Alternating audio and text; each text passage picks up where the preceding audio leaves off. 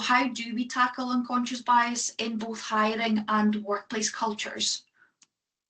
Yeah, I think it's got to be like a lot of things we'll hopefully discuss today, that it will require a multifaceted approach. There's not just got to be a one shot fits all for this, and there's not just a one step that will lead us to that.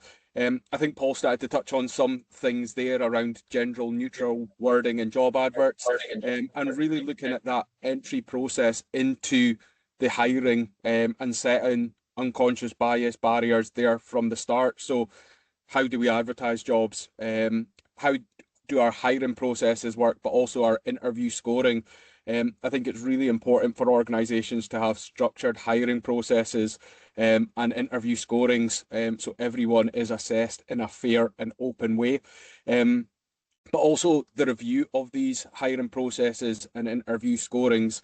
There's businesses, having worked in the tech industry in the UK for as long as I have had the same interview process for that time that I've been working in the industry.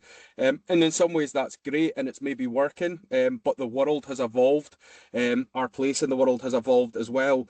And I think it's really important for all organisations to take some time to review their interview processes, review their interview scoring, and ensure that that is still fair, and not creating any bias